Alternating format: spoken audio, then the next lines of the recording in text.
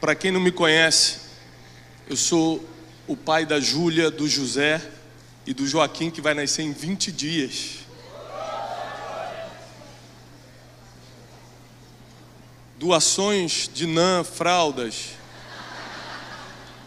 Qualquer coisa que Deus tocar no seu coração, se vem no seu coração já é de Deus, né?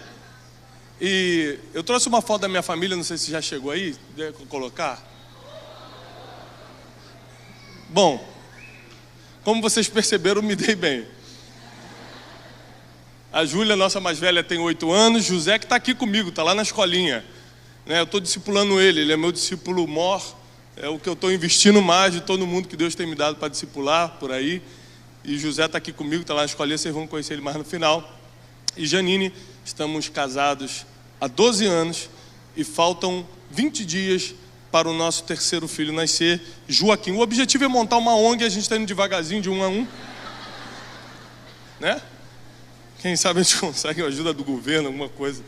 Abra sua Bíblia, por favor, em Gênesis, capítulo 39. Eu estou muito feliz porque o pastor me deu até meia-noite, eu estou... Ele falou, Tiago, não passa de meia-noite. Eu falei, pastor, pode deixar, eu vou... 11h30, 11h40, eu estou entregando para oração.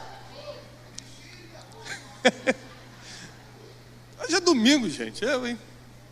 A Bíblia diz assim em Gênesis 39: e José foi levado ao Egito, e Potifar, oficial de Faraó, capitão da guarda, homem egípcio, comprou-o da mão dos ismaelitas que o tinham levado de lá. Para quem não tem essa informação, eu vou lhe dar algumas informações preciosas. Por exemplo, José tinha 17 anos quando foi vendido para o Egito. Quantos anos? 17 anos. Quando você tem 17 anos, você já tem uma noção do que é a vida? Não? Não sabe que maconha pode ou não pode com 17 anos? Não tem noção, não tem ideia. Se jogar da ponte, eu vou morrer ou não vou morrer? Não sei, não tenho a mínima ideia. Com 17 anos, você tem noção do que é a vida? Pô, pelo amor de Deus, meu filho tem 4 anos e sabe que se ele cair daqui, ele vai se machucar. Com 17 anos, ele tem ideia do que é a vida. Com 17 anos você já viu muita coisa. Com 17 anos, ou você já sabe que teve uma infância traumática, abusiva, ou você sabe que teve uma infância que te deu respaldo de amor, que te deu experiências boas e criaram, assim, uma percepção de mundo positiva. Outros têm uma percepção de mundo negativa por causa da criação que tiveram. Até os 17 anos, você experimenta muita coisa. Até os 17 anos, você já viveu algumas coisas. 17 anos é uma vida. Ele não foi vendido ao Egito como criança, como jovem. Ele tinha 17 anos, ele já tinha algumas noções, ele já tinha aprendido algumas coisas. E a Bíblia diz no versículo 2: e o Senhor estava com José, e ele foi homem. E ele foi homem. Então aqui você tem que pensar um pouquinho nesse versículo. A gente lê muito a Bíblia sem meditar, sem questionar, e a gente acaba não entendendo. Ele estava sendo vendido nesse momento. Ele acabou de ser tirado do seu pai, vendido pelos seus próprios irmãos de sangue. Ele estava como escravo, e a vida de escravo você sabe que não é fácil. E a Bíblia diz que ele foi vendido para a casa de um homem chamado Potifar. O Senhor estava com ele e ele era homem próspero. Porque às vezes você olha para o teu redor e se parece uma prisão, você acha que não está prosperando. Mas Deus vê de uma ótica diferente, porque Deus trabalha com propósitos e não com propostas. Às vezes a proposta está ruim, mas o propósito está prevalecendo. Então para Deus está bom. Então ele estava ali como escravo, entrando na casa de Potifar, mas a Bíblia diz que Deus estava com ele e ele era próspero. Segunda coisa interessante aqui é que, se você viu qualquer filme de escravidão, você sabe que os melhores escravos vão para as melhores casas. Ele já caiu numa casa boa, ele já caiu na casa de Potifar, que era oficial de Faraó. Por quê? Os escravos eram escolhidos pelos dentes que tinham, pelas capacidades, habilidades. Isso aqui é pintor, isso aqui sabe fazer tal coisa, tal, ou pela linhagem que tinha. José não foi ao Egito de qualquer forma.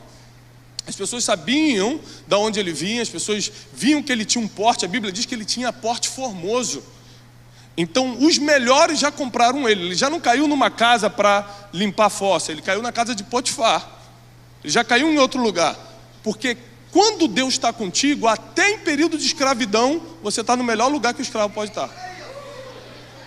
E aí ele chega ali, na casa de Potifar, e continua o versículo 3. Vendo, pois, o seu senhor, ou seja, Potifar, que o Senhor, Deus, estava com ele, e tudo que ele fazia, o Senhor prosperava em sua mão, José achou graça aos seus olhos, e servia-o. E ele o pôs sobre a sua casa, e entregou na sua mão tudo o que tinha. E aconteceu que desde que pusera sobre a sua casa e sobre tudo que tinha, o Senhor abençoou a casa do egípcio por amor de José. E a bênção do Senhor foi sobre tudo que ele tinha na casa e no campo.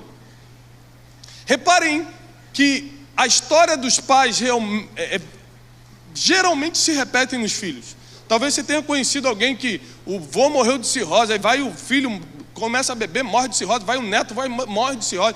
Uma maldição que vai acompanhando. Histórias que vão se repetindo. O vô é mulherengo, o pai é mulherengo, o filho é mulherengo, o neto vai passando. Você já conhece mais ou menos essa história?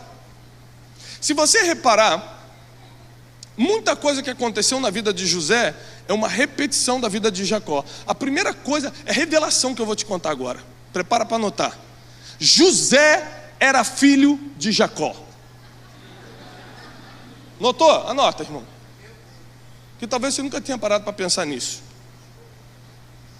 Jacó foi aquele que ficou trabalhando na casa de Labão. E esse mesmo versículo se repete.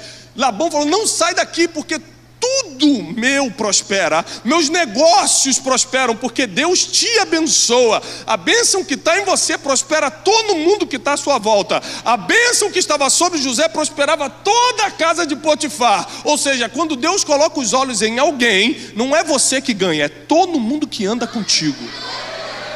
Se Deus coloca os olhos sobre a tua vida e te dá uma graça, te dá um favor sobre as pessoas, já era. Deus não faz nada individual, Ele só trabalha com geração. Ele não chamou o Felipe para pastorear 2.000, 3.000, 4.000 pessoas. Ele chamou o Felipe para pastorear uma geração. Vocês são os primeiros filhos de uma geração. Deus trabalha com pactos geracionais. Então, o lance dele não era só com Jacó, não era só com José. Tinha um plano de uma geração inteira, e vocês vão entender. Agora, quando você olha para a história de José, José aqui no próximo versículo vai ser tentado pela esposa de Faraó. Eu vou adiantar, não vou ler tudo, eu ia ler tudo, eu gosto de ler a Bíblia, mas vou adiantar aqui para vocês. Ele entra na casa de Potifar, começa a prosperar, tudo vai para a mão dele. Ele começa a ficar: meu Deus, tudo está na minha mão. Imagina, eu era escravo dias atrás sendo vendido, agora eu sou um mordomo de luxo, agora eu tenho tudo, tenho roupa de linho, tem cordão de ouro, está tudo funcionando. Aí vem a desgraçada da esposa. Desgraçada é desprovida de graça. Vem a desprovida de graça da esposa de Faraó. Põe os olhos nele, porque ele era bonito. Porque presta atenção, se tem uma coisa que você fica quando Deus está contigo, é bonito. Você fica bonito.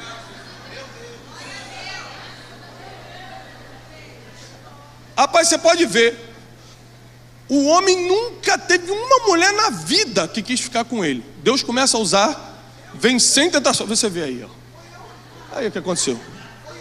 Aí começa a vir todo mundo falando. Por quê? Porque quando Deus está contigo, começam a vir as setas de distração. Nunca vai vir uma tentação antes de uma distração. O inimigo primeiro vai mandar seta de distração para saber se você sabe se distrair. Se você sabe se distrair, ele começa a trabalhar na tentação. Porque o homem de Deus não cai, ele vai caindo. Eu estava no caminho agora de Los Angeles para Las Vegas, fazer um trabalho de evangelismo. E aí,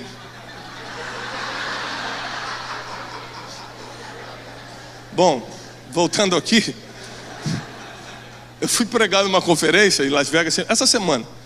E aí o pastor me mandou uma passagem para Los Angeles. Aí eu só me dei conta que eu teria que ir de carro de Los Angeles para Las Vegas quando eu já estava no aeroporto. Eu estava com um rapaz da minha equipe, alugamos o carro, né? E botamos no Waze, cansado, não sei quantas horas de viagem. Aí deu 4h50 de Los Angeles até Las Vegas. Era madrugada. Aí eu falei: vamos embora, molinho, vamos embora, isso aí. Eu vou para o Rio agora de carro. Daqui eu prego aqui e vou para o Rio. Então eu falei: estou acostumado, vamos embora. E aí começamos. Pegou meia hora de estrada, a gente viu um Starbucks. Aí, caramba, cafezinho, delícia, vamos. Aí, pum, para. Aí, para Starbucks, toma, meia hora tomando cafezinho, caramba, que legal, tamo indo, né? Vamos voltar para a estrada? Vamos, pum. Passa 1 hora, a gente passa por uma hamburgueria chamada In-N-Out. Só tem na Califórnia essa, né? Maravilhosa. Aí eu falei, aí o cara, vamos parar? Eu falei, pô, eu não tô com muita fome. Ele falou, cara, mas só tem na Califórnia. Eu falei, cara, então vamos parar, pô. Só tem aqui, cara, vamos embora, vamos parar, vamos. Não tá nem com fome, mas vamos comer esse troço, pô. A gente precisa postar uma foto que comeu esse troço. Só eu comi, ninguém comeu.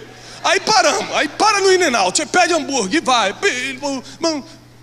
Um trajeto que era de 4 horas e 50 no Waze, que não falha. O Waze está quase igual a Deus, não falha, irmão. Aqui no Rio de Janeiro ele tem mandado pessoas, inclusive, para seus destinos finais. Ele trabalha como Deus e como Satanás, de vez em quando. Está fazendo trabalho duplo, Waze. Mas um trajeto de 4 horas e 50, nós demoramos quase 8 e tivemos que dormir no caminho, porque as distrações da estrada fizeram a gente chegar atrasado no destino. Então, às vezes as coisas vêm, não é nem para te derrubar ainda, é só para fazer você ir mais lento, ir se distraindo e ir ficando distraído para que o destino comece a atrasar. Para que você chegue fora da hora no destino, para que você tenha que ficar pelo caminho. A mulher de Potifar era um projeto de distração na vida de José. O que a gente vê, aí José resistiu, nossa que lindo, Deus estava com ele. A Bíblia não diz que tinha anjo do lado dele, a Bíblia não diz que Deus estava protegendo ele da tentação, a Bíblia só diz que Deus estava prosperando ele. Só isso que Deus estava fazendo, Deus estava prosperando José. Você sabe o que aconteceu aqui? É a frase que eu falei no início. De quem José era filho? De Jacó. Se você não sabe, esse é o básico da psicologia, tudo que você entende sobre o mundo, você recebeu do seu pai. Pastor, eu não tive pai. Já te explico então o que aconteceu contigo. Pastor, eu tive problema sério de ausência, de abuso, de abandono. Eu sei como é que é. Minha esposa é fruto disso, eu conheço outras pessoas, eu sei como é. Mas só que para quem teve pai em casa, o que você entende de mundo vem do pai. Eu estou no altar hoje porque meu pai me deu esse destino. Meu pai falou, você pode ser o que quiser, mas você vai ser do altar. Você pode tentar ser advogado, você pode tentar ser empresário, como tentei e quebrei. Você pode fazer o que quiser, mas você nasceu para o altar. Porque quando você estava na barriga da tua mãe, eu falei, esse é do altar. O pai dá destino para os seus filhos.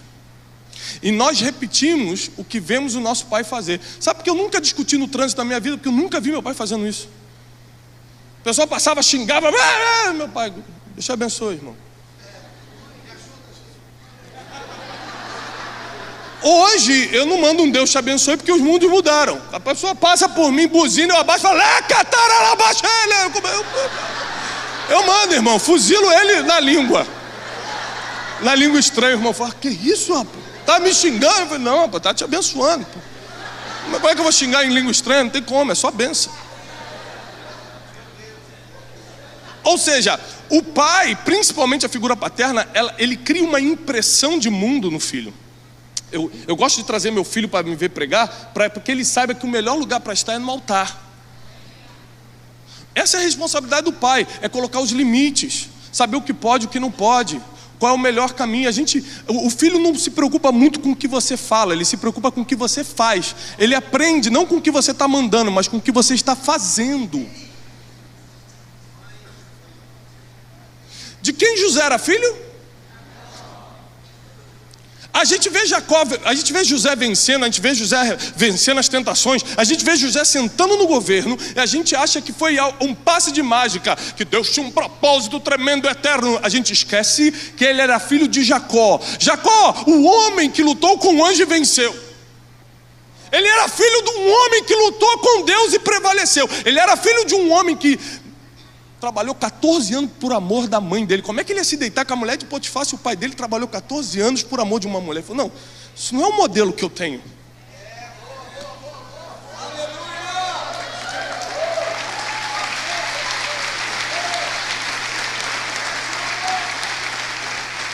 Onde é que está na Bíblia que Deus faz uma aliança ou um pacto com José para abençoá-lo. Onde é que está na Bíblia que José faz alguma coisa que agrada a Deus e Deus o abençoa? Você não vai encontrar isso. Deus só estava abençoando José por amor à aliança que tinha com seu pai Jacó.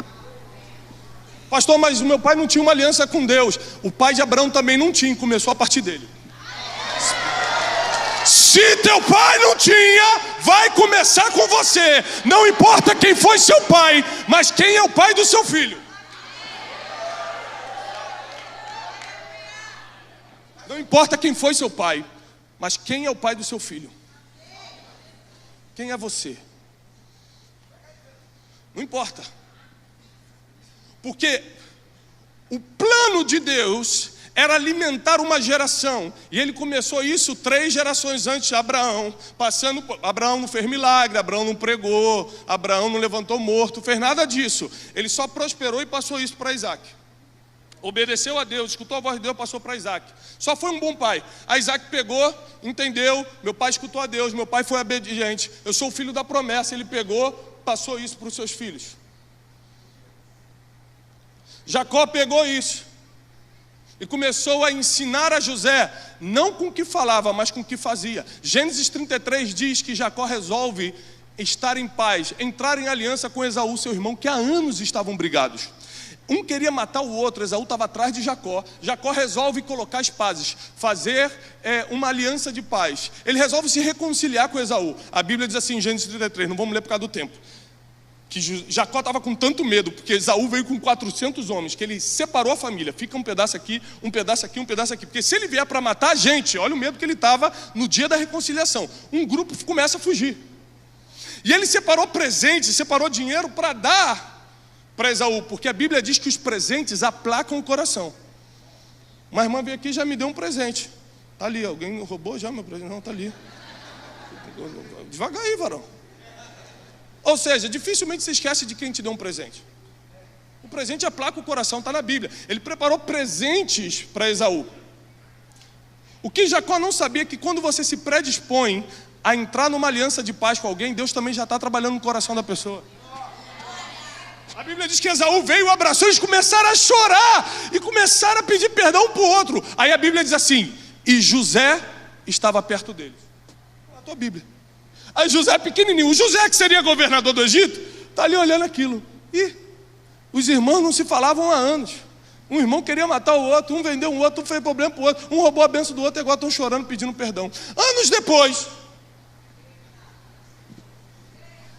vem 11 irmãos diante de José que o traíram, que o venderam, que o jogaram na escravidão. E ele fala assim, eu sou José. E os irmãos falam, com certeza ele vai nos matar. A Bíblia diz que eles ficaram atemorizados, porque sabiam o que tinham feito. E José falou, não, vem cá. Tirou a roupa faraônica. Eles se assustaram e falaram assim, não fiquem com medo, porque não foram vocês que me venderam para o Egito. Deus é que me enviou adiante de vós, para que hoje eu fosse o sustento da terra. O padrão mental, o que ele tinha visto, não aplaude não, o que ele tinha visto o pai dele fazer anos atrás com Esaú, ele repetiu no comportamento no futuro. Não importa quem foi seu pai, mas quem é o pai do seu filho. Porque o que Deus vai fazer nas gerações tem a ver com o que você está passando para o seu filho hoje. Como é que você trata a sua esposa? Ele está vendo, ele vai aprender isso e vai tratar as mulheres igual.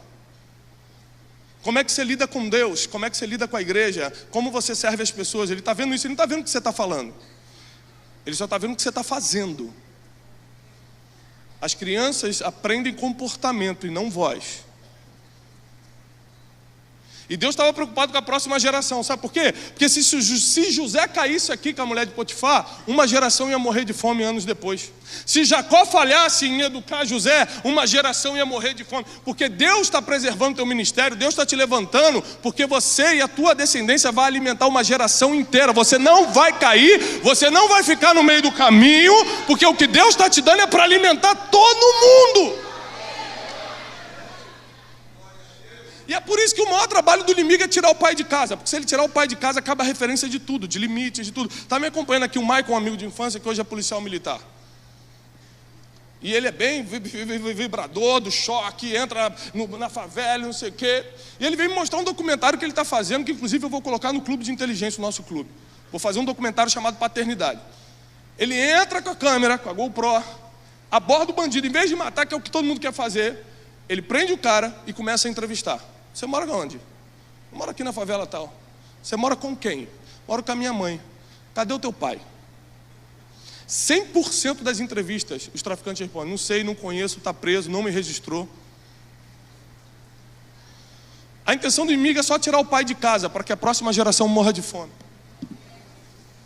Para que cabe a provisão, a proteção e o destino profético da criança e da geração que vem. Se você vê, botar no dedo, quem é o filho de pastor famoso que fez um trabalho maior do que o pai? Difícil encontrar, porque a gente está morrendo na gente mesmo, a gente não está preparando a próxima geração. O pastor Felipe pregou hoje aqui no primeiro culto, que teve a igreja de Atos que começou e a igreja de Atos que foi para fora. Nós somos a geração que estamos vindo para fora, mas a gente também está vindo de uma geração que trabalhou tanto dentro que está difícil ir para fora agora. E quando você não tem pai natural, Deus, Ele é tão misericordioso que Ele vai colocar pessoas no teu caminho para te ensinar o que um pai natural te ensinaria. Vai botar mentores, pastores. É por isso que o inimigo tenta corromper os pastores, para justamente ferir a imagem de pai. Fala assim: pô, meu pai me abandonou e agora esse pastor fez isso comigo. Aí pronto. Olha como é que a estratégia é minuciosa. Mas José era filho de Jacó, um dos grandes empreendedores. As pessoas não entendem como é que com 30 anos ele estava administrando o Egito. Ele era filho de Jacó, que prosperava com 3 ovelhas, fazia virar 300. Jacó, o grande empreendedor. Agora é o seguinte: Jacó era conhecido como traiçoeiro, como dava jeitinho. Jacó era conhecido como enganador. José não era conhecido como isso não, porque os erros do pai não precisam passar para os filhos. Os erros que eu cometi na vida, meu filho jamais vai repetir. O que eu estou passando para ele são palavras proféticas, são bênçãos, são ensinamentos. É isso que eu estou passando para ele. Quando eles vão dormir, eu boto a mão na cabeça deles e eu profetizo que você vai ser um homem de Deus. Você vai casar com uma mulher de Deus. Você vai ser um homem que vai inspirar uma geração. Eu profetizo sobre a vida deles o que talvez eu não pude receber. Você vai mais longe que o papai, você vai mais rápido que o papai.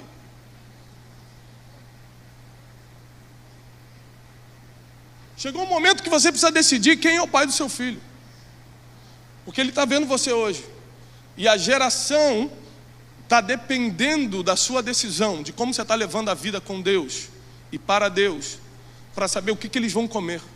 As pessoas não sabem. Eu lembro que uma vez Deus me falou, os vídeos da internet, muita gente já me parou: olha, eu te acompanho na internet, eu vi teus vídeos. Isso foi uma orientação que Deus me deu para você: as pessoas estão sem comida, comece a alimentar as pessoas. Eu falei: Jesus, pai, mas eu tenho viajado, eu tenho pregado nas igrejas. Não. Comece a alimentar milhões de pessoas. Eu estou pregando hoje aqui para 2.000, não sei, 3.000. Mas quando esse vídeo subir na internet, 10 milhões vão ver. 10 milhões de pessoas vão parar para pensar o seguinte: caramba, eu tenho sido um bom pai para o meu filho? O que eu recebi do meu pai foi bom o suficiente para eu pegar e melhorar, ou foi tão ruim que eu tenho que pedir para Deus ter misericórdia e começar a partir de mim, como começou a partir de Abraão? O que Terá fez ou deixou de fazer lá em Ur dos Caldeus não passou para Abraão, não. Ele deixou lá em Ur dos Caldeus e foi para a terra prometida, que vai começar a bênção de mim. Muitos de vocês vão ser os patriarcas, ou seja, vai começar de você para a sua descendência. Outros de vocês estão continuando a bênção que vieram dos seus pais, como no meu caso. Eu sou filho de pastor, neto de pastor, tenho muito a agradecer aos meus pais e aos meus avós, porque passaram algumas coisas para mim e hoje eu posso passar para os meus filhos. Eu sei de uma coisa: uma geração prepara a outra geração. José não sentou no governo por acaso, ele foi preparado até os 17 anos, sem saber, sem o pai e sem ele saber. Muitos de vocês vão governar e não têm a mínima ideia que falta pouco. Você imagina se José na prisão falasse: agora basta, tá bom de sofrimento, tá bom de injustiça, eu não fiz nada, meus irmãos venderam, Deus disse que está comigo, mas aí vem a mulher endemoniada que quer dar em cima de mim, eu resisto por causa de Deus, que a Bíblia diz. Eu faria isso contra o Senhor. Ele não falou contra Potifar, nem pensou em Potifar, ele pensou em Deus, porque quem teme a Deus não faz por causa de uma pessoa, não faz por causa dele.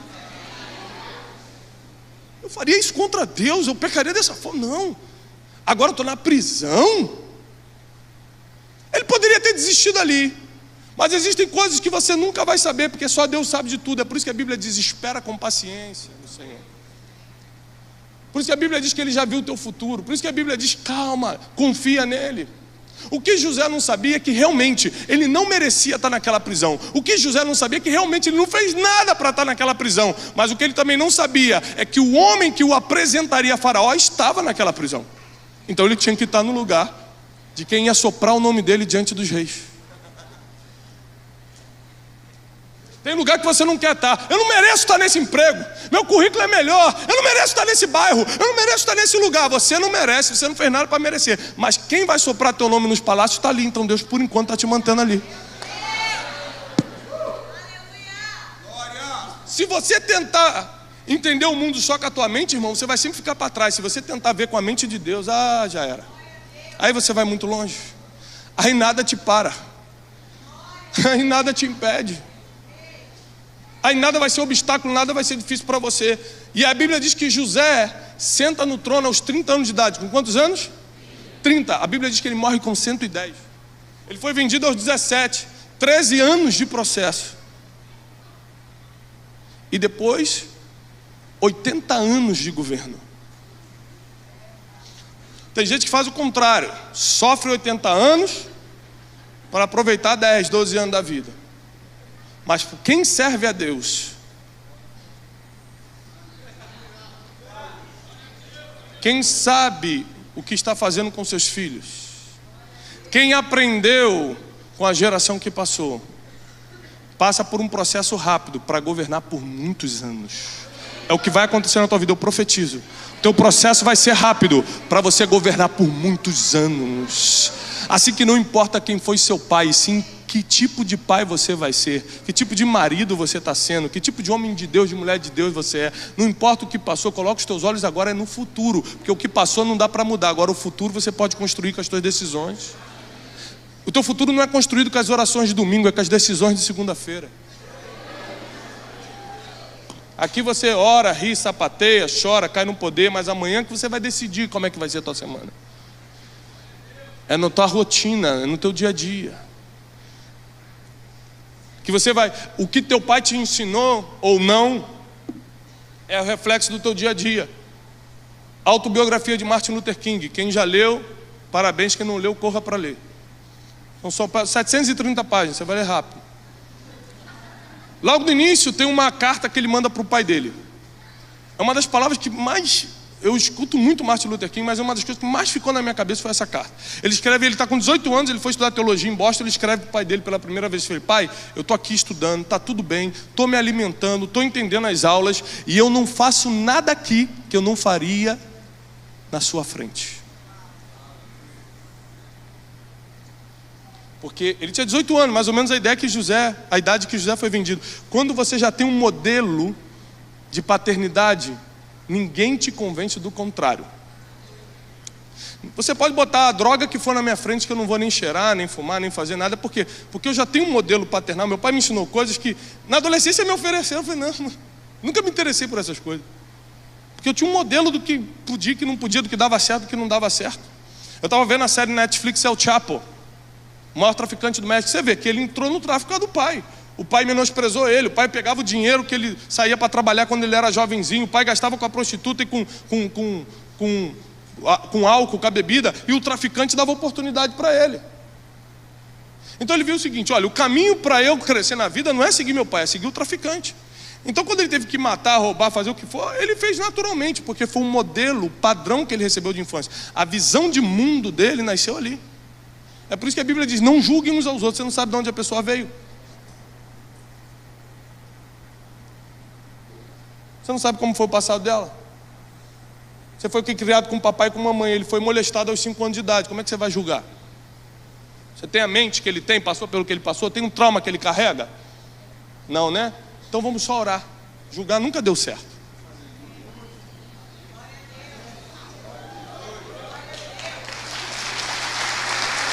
Nunca deu certo.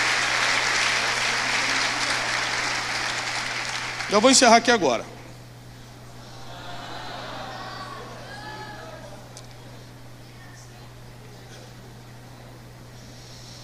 José então resiste à mulher de Potifar, é jogado na prisão. E a partir do versículo 29 diz assim, a partir do versículo 20: E o senhor de José, que era Potifar, o tomou, o entregou à prisão, no lugar onde os presos do rei estavam encarcerados. Assim ele esteve ali na casa de cárcere, ou na prisão. O Senhor, porém, estava com José, e estendeu sobre ele a sua benignidade, e deu-lhe graça aos olhos do carcereiro mor. E o carcereiro mor entregou na mão de José todos os presos que estavam na casa do cárcere, e ele ordenava tudo o que se fazia ali. E o carcereiro mor não teve cuidado de nenhuma coisa que estava na mão dele, porque o Senhor estava com José, e tudo o que ele fazia, o Senhor prosperava. Aonde que ele estava? Na cadeia. Qual foi o sonho que José teve quando era pequeno? Que ele ia governar, que os feixes iam se prostrar diante dele. Ele não esperou o trono do Egito para manifestar o propósito pelo qual ele nasceu. Quando ele estava na casa de Potifar, todo o governo veio para a mão dele. Quando ele foi para a prisão, não importava o ambiente que Deus mandava, ele manifestava o propósito e governava. A gente, eu vou esperar o dia que Deus vai me levantar, que Deus vai me honrar, que eu ainda estou nessa opressão. Deus nunca vai te levantar, sabe por quê? E quando Ele te deu o propósito, Ele já te levantou. Ou você manifesta ou não manifesta. Aí, dentro da prisão, José podia estar revoltadinho, que droga, como... Graças a Deus aqui não tem isso, mas em São Paulo tem gente que murmura o dia todo porque não está no lugar que queria. Ai, que droga essa prisão, estou com esses presidiários, estou com esses bandidos, não fiz nada para estar aqui. Deus que disse que estava comigo, e não sei o que, meu pai que nunca me procurou, e meus irmãos que fizeram o que fizeram. Ele não estava cheio de ódio, sabe o que ele estava fazendo? Conexões, amizades. Ele estava montando uma rede de relacionamento na cadeia. Porque as pessoas que você se conecta determinam para onde você vai. Sabe o que ele estava fazendo na cadeia? Aconselhando, instruindo e interpretando sonhos, porque ele tinha sabedoria. 2 poderes que ele manifestou na cadeia: sabedoria e networking, conexão. Preso, fazendo isso. Sabe o que é networking, o que é conexão? Não é, eu tenho teu celular, você tem o meu, agora a gente está conectado. Você me segue no Face, eu também te sigo, a gente está junto. Me apresentaram o pastor fulano, ele é meu amigo agora. Isso não é conexão, não. Conexão é quando, é o que aconteceu com Jonatas e Davi. Jonatas olhou para Davi e a alma se conectou. E ele teve coragem de enganar o seu próprio pai, o rei de Israel, para poder fazer Davi fugir da morte. Conexão é quando você não tem medo de fazer o que tem que fazer, para que a tua conexão saia na frente. Conexão é quando você está diante de poderosos e só tem aqueles 30 segundos para falar. Em vez de falar de você, você fala do outro. Isso é uma networking de verdade. Aí o copeiro mor está diante de Faraó. Tem aqueles poucos segundos que um servo, que um escravo pode ficar diante de um rei. E ele fala o seguinte: desculpa me intrometer, tem um homem lá na prisão que pode resolver teu problema. Quem está citando o seu nome diante dos reis? Que tipo de amizade, de network você tem feito? Nessa estrutura que você está, nessa prisão que você acha que está, nessa fase de vida que você acha que está. Tem. Então a networking, o relacionamento que ele fez, colocou ele na sala de Faraó. Mas o que ia resolver não era network, era a sabedoria. E quando ele entra, a Bíblia diz: e Deus estava com José, vírgula, e pôs graça em José aos olhos de Faraó. Existem muitos poderes que você conquista, como a sabedoria, como a network. Eu estou escrevendo um livro sobre isso, chamado O Maior Poder do Mundo. Vai ser fantástico esse livro. Existem 7 poderes que você vai ter que conquistar no mundo. Você vai pagar um preço com o tempo, que é a moeda mais valiosa que você tem. Você vai entender isso no livro. Deus deu 110 anos no banco de José. E ele gastou esses 110 anos para administrar os poderes e conquistar o maior do mundo. Ele usou 2 ali na prisão, o poder da sabedoria e o poder da conexão. É um dos 7, esses 2 estão dentro. Quando ele chega diante de Faraó, acontece um poder que não tem a ver com você. Todos você tem que comprar, investindo tempo. Mas tem um que é o maior do mundo, que não tem a ver com você, não tem a ver com o que você investe, não tem a ver com a tua capacidade. É quando Deus simplesmente coloca um favor sobre a tua vida. Coloca uma graça em você. Você entra num lugar... A Bíblia diz que Faraó olhou e falou assim: quem melhor do que você para administrar todo o Egito? Estava falando para um homem que estava vestido de presidiário, fedendo a presidiário, acabou de sair do cárcere, entrou na sala e falou: quem é melhor do que você? Quem aqui no Egito, onde tinha sábios, onde tinha cientistas, onde tinha tudo isso, filósofos, quem melhor do que você, presidiário, para governar todo o Egito? Eu te digo uma coisa, toma esse anel aqui, ó. Toma aqui. Somente no trono eu vou ser maior do que você. Ninguém levanta ou abaixa a mão no Egito sem a tua permissão. Porque quem resolve problema difícil recebe governo. Enquanto você está fugindo de problema, José estava resolvendo. Por isso que o trono chegou rápido para ele. Tem gente que está cheio de problema, não sabe que é um treinamento, que é um processo de Deus. Vem na igreja pedir para Deus livrar do treinamento que Deus mandou. Campanha não sei o que, eu vou porque eu estou cheio de coisa. Mas minha irmã, para enfrentar problema foi feito para você matar no mesmo dia. Se deixar para outro dia vira gigante. José resolveu o problema, recebeu o governo. E quando ele recebeu o governo, ele podia se vingar dos irmãos, mas manifestou o que aprendeu com seu pai. Não, meu pai perdoou Esaú, eu também perdoo vocês. E começou a alimentar uma geração. E a Bíblia diz que toda a terra teve fome. E toda a terra vinha ao Egito. E José os alimentava. Toda a estratégia do inimigo era que uma geração morresse de fome por um erro de uma geração, por um erro de José, de Jacó, de alguém. Eu profetizo que você vai alimentar essa geração, teus filhos vão alimentar, e vocês não vão errar no caminho, não vão se distrair no caminho, mas vão chegar no destino, no propósito que Deus determinou para a vida de vocês. Eu declaro que não importa quem foi o teu pai, o que importa é que pai você vai ser para o teu filho, porque está começando por você o que Deus vai fazer em Niterói e o que Deus vai fazer no Rio de Janeiro e no Brasil. Se você crê nisso, fica de pé que eu vou profetizar sobre a tua vida.